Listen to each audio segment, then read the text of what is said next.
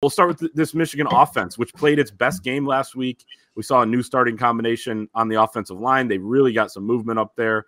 They were running the ball really effectively, 249 yards on the ground. J.J. McCarthy, you look at his stat line, and it does not tell the story of how good he was in that game and how efficient he was and how he makes some crazy plays look effortless, like that scramble drill touchdown to Roman Wilson. I thought that was an incredible performance. And I think this Michigan offense is going to build on what they did last week on the road against the Minnesota defense that was very, very good last year, also played against Big Ten West competition, and has slipped this year in just about every category.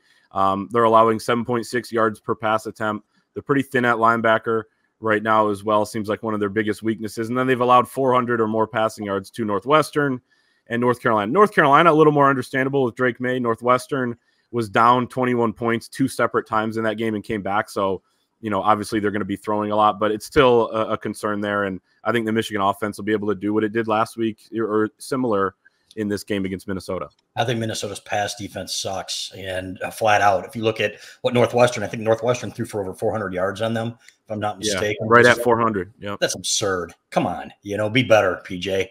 Take the Gucci belt and put it back in the closet and man up. So because that was an embarrassment watching them come back from that and give that up. So, but I will say this. You never know. Maybe this is one of those games where, hey, the jug's going to get them all fired up. I never thought that Minnesota would play them tough in 2015 up there on Halloween night, and it took a goal line stand there to win that game. Maybe this is one of those. I don't see it because I don't see Minnesota running the ball on this team. I don't know if they'll have Darius Taylor, their freshman running back, or not, but I don't think it matters. I think this defensive line is going to be way too much for them. And if they make that kid throw, it could get pretty ugly. So, but you know what? I love the venue. I love the tradition of the rivalry. I love the Little Brown Jug game, and we'll have a good time up there. So I think Michigan takes care of business. I think they would handle this one pretty easily and move the ball at will. Yeah, offensively, I think that it's probably going to – people get tired of us saying this. I think it's probably going to look a lot like the last several weeks have. I think that, Minnesota's obviously extremely physical. I think that they do a really good job under PJ Fleck of playing that type of ball. And, the run game is going to be it might not be the week where Michigan rushes for 300 yards.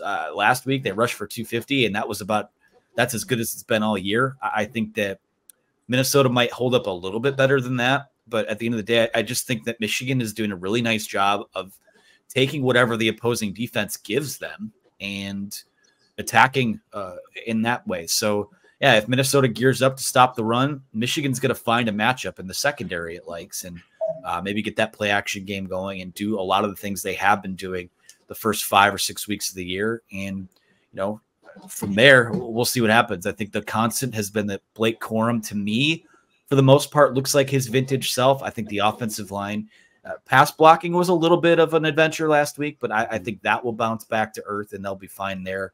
I know Minnesota gets after it a little bit up front, at least with getting pressures on the quarterback, not necessarily getting home. But I think it's going to be a dogfight. It's probably a game where Michigan leads, 21-7 at the half or something similar to that, and just kind of grinds it out in the end, and it'll be another blowout win for the Wolverines.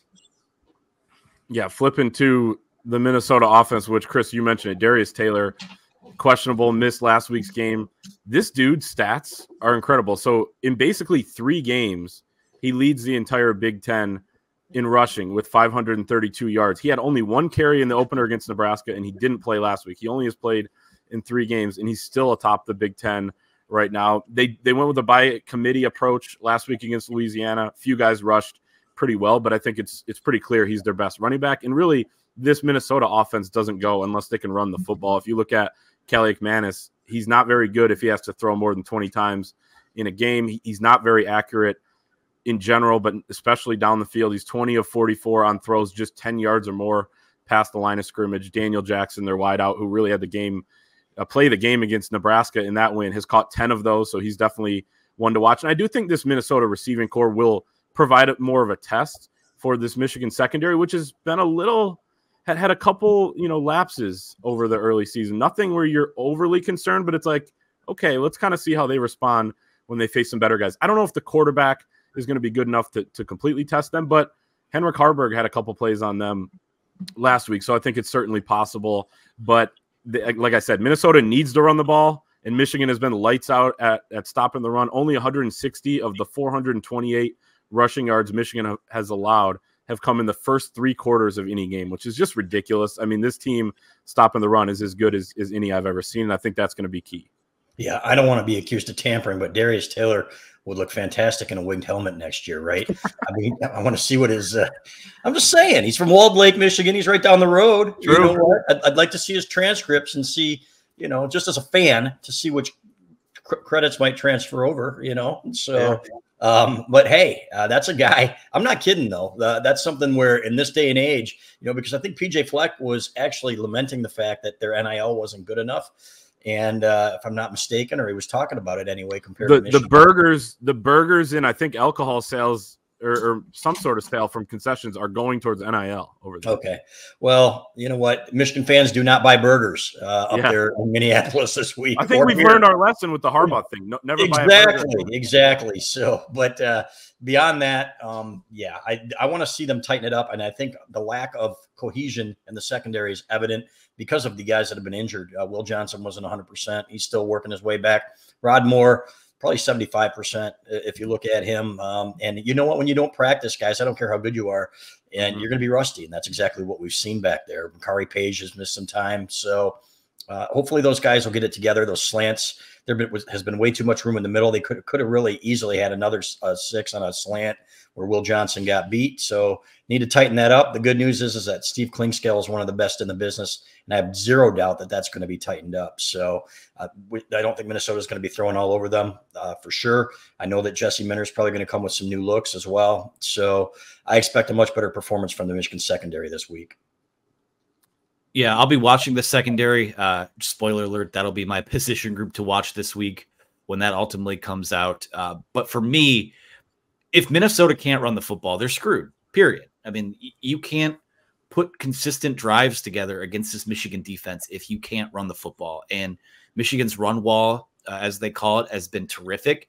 Sounds like you're going to get Mason Graham back this weekend on a pitch count, which I think is important to get him worked back in there. We'll see how effective he is with a club on his hand. But Kenneth Grant's been great without him out there. And Rayshon Benny has stepped up. And Chris Jenkins has been quietly extremely disruptive there, which I know that might sound like an oxymoron, but he grades out extremely well in stopping the run. So I'm not really concerned about the run defense. I think the secondary, to me, continuing to get those live reps, get those knock the rust off for guys like Will Johnson and Rod Moore. With what we've seen with Will, I think a lot of what is just getting that play, the play speed back down.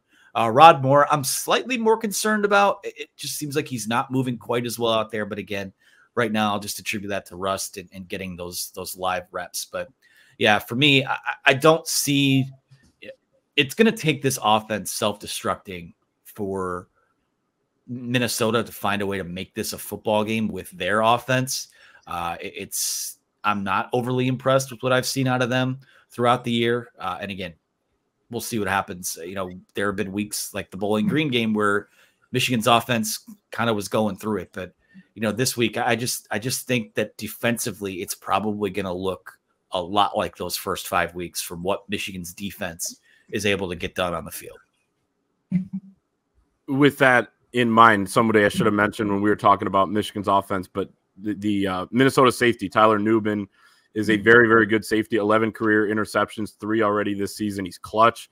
Kind of reminds me of Antoine Winfield Jr., all Big Ten guy last year. So he's a guy that could change a game, with a big play, big interception or something like that. That's something to watch for. And then the last guy I'll mention for Minnesota is their fantastic kicker, Dragan Kesic. He's 9 for 10 this year on field goals, long of 50. His only miss was from over 50 yards. He had the 47-yard game-winning kick in the opener against Nebraska. He also has 22 touchbacks on 25 kickoffs. So this dude could help Minnesota avoid the shutout potentially, like Nebraska's kicker couldn't help them do until they break off a 75-yard run at the end. But definitely, could see them getting some points on the board if they put a drive or two together.